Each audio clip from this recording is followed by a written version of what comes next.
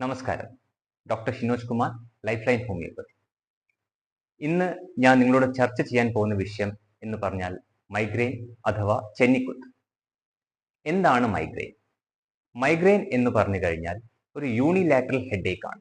എന്ന് പറഞ്ഞാൽ നമുക്ക് തലയുടെ ഒരു ഭാഗം, ഒന്നില്ലെങ്കിൽ ഇടത് അല്ലെങ്കിൽ വലത്, കൂടുതലാവുന്ന സമയത്ത് മൊത്തമായിട്ട് നമുക്ക് ബാധിക്കാവുന്ന ഒരു തലവേദനയാണ് മൈഗ്രെയിൻ എന്ന് പറയുന്നത്. എല്ലാ തലവേദനകളും നമുക്ക് മൈഗ്രെയിൻ ആണോ? ഒരിക്കലുമല്ല. തലവേദനയുടെ കാരണങ്ങൾ അത് നമ്മൾ സോർട്ട് ഔട്ട് ചെയ്തതിന് ശേഷമാണ് അത് മൈഗ്രെയിൻ ആണോ അല്ലയോ എന്ന് നമ്മൾ തീരുമാനിക്കുന്നത്. മൈഗ്രെയിൻ തലവേദനയ്ക്ക് കൃത്യമായിട്ട് കുറേ ലക്ഷണങ്ങളുണ്ട്. നമ്മൾ ആദ്യമായിട്ട് കാണുന്നത്, ഞാൻ ആദ്യം സംസാരിച്ച പോലെ തന്നെ, യൂണിലാറ്ററൽ ഹെഡേക്ക് ആണ്. എന്ന് വെച്ചാൽ ഒരു ഭാഗത്ത് ഉണ്ടാവുന്ന തലവേദന. രണ്ടാമത് നമുക്ക് ഫോട്ടോഫോബിയ എന്ന് വെച്ചാൽ നമുക്ക് ലൈറ്റ് കാണാൻ വളരെ ബുദ്ധിമുട്ടാണ്. പിന്നെ നമ്മൾ ശ്രദ്ധിക്കപ്പെടുന്ന ഒരു ലക്ഷണം എന്ന് പറഞ്ഞാൽ നമുക്ക് സൗണ്ടാണ്. സൗണ്ട് കേൾക്കാൻ പറ്റുന്നില്ല. സൗണ്ട് കേട്ടാൽ നമുക്ക് ഭയങ്കര ഇറിറ്റബിലിറ്റി വരുന്നു, നമുക്ക് തലവേദനയുടെ ഇന്റൻസിറ്റി കൂടുന്നു. ഇതൊക്കെ നമ്മൾ കാണാൻ പറ്റുന്ന കാര്യങ്ങളാണ്.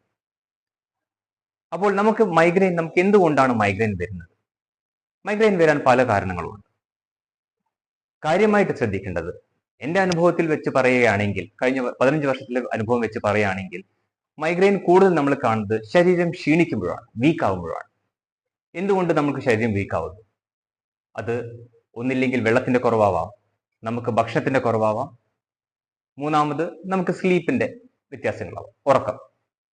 ഉറക്കം കൃത്യമായിട്ട് കിട്ടുന്നില്ല. സാധാരണ ഒരു മനുഷ്യന് നമുക്ക് ദിവസം ഒരു 6 മുതൽ 7 മണിക്കൂർ ഉറങ്ങേണ്ടതാണ്. ഈ ഉറക്കം കിട്ടുന്നില്ലെങ്കിൽ അയാളുടെ ശരീരം ക്ഷീണിക്കുകയും മൈഗ്രെയിൻ പോലത്തെ ഒരു അവസ്ഥ ഉണ്ടെങ്കിൽ അത് കൂടുകയും ചെയ്യുന്നു. അപ്പോൾ നമുക്ക് മൈഗ്രെയിൻ വന്നു കഴിഞ്ഞാൽ നമുക്ക് എന്താണ് ചെയ്യാൻ പറ്റുന്നത്? മൈഗ്രെയിൻ വന്നു കഴിഞ്ഞാൽ ആദ്യം തന്നെ ചെയ്യേണ്ടത് നമുക്ക് റെസ്റ്റ് ആണ്. മൈഗ്രെയിൻ്റെ മറ്റ് കാരണങ്ങൾ നമ്മൾ കൂടുതൽ ഡിസ്കസ് ചെയ്യുമ്പോൾ നമുക്ക് ആൽക്കഹോൾ ഉണ്ട്.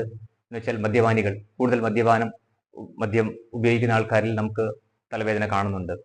രണ്ടാമത് സ്ത്രീകളിൽ മെൻസസിന്റെ സമയത്ത് നമുക്ക് ഈ തലവേദന കൂടുതലായിട്ട് കാണുന്നുണ്ട്. അതൊക്കെ ഹോർമോൺ ചേഞ്ചസിനെ കൊണ്ട് ഉണ്ടാകുന്ന കാര്യങ്ങളാണ്. അപ്പോൾ നമുക്ക് മൈഗ്രെയിൻ തലവേദന വരികയാണെങ്കിൽ, ഒരു മൈഗ്രെയിൻ്റെ അറ്റാക്ക് വരികയാണെങ്കിൽ നമുക്ക് എന്ത് ചെയ്യാൻ പറ്റും? അതർ ദാൻ മെഡിക്കേഷൻ, നമ്മൾ കഴിക്കുന്ന മരുന്നുകളുടെ കൂടാതെ നമുക്ക് ജനറൽ മാനേജ്മെന്റ് വളരെ ഇമ്പോർട്ടൻ്റ് ആണ്. ജനറൽ മാനേജ്മെന്റ് എന്ന് പറഞ്ഞാൽ നമ്മുടെ ഭക്ഷണം, കൃത്യസമയത്ത് നമ്മൾ ഭക്ഷണം കഴിക്കണം, നമുക്ക് ആവശ്യത്തിനുള്ള വെള്ളം നമ്മൾ ഉപയോഗിക്കണം, പറ്റുന്നതും തണുപ്പ് ഒഴിവാക്കണം. സാധാരണ രീതിയിൽ നമ്മൾ കാണുന്നത് തണുപ്പ് കഴിക്കുമ്പോൾ മൈഗ്രെയിൻ പോലത്തുള്ള തലവേദനകൾ കൂടുന്നതായിട്ടാണ് കാണുന്നത്. നല്ല രീതിയിൽ റെസ്റ്റ് എടുക്കുക.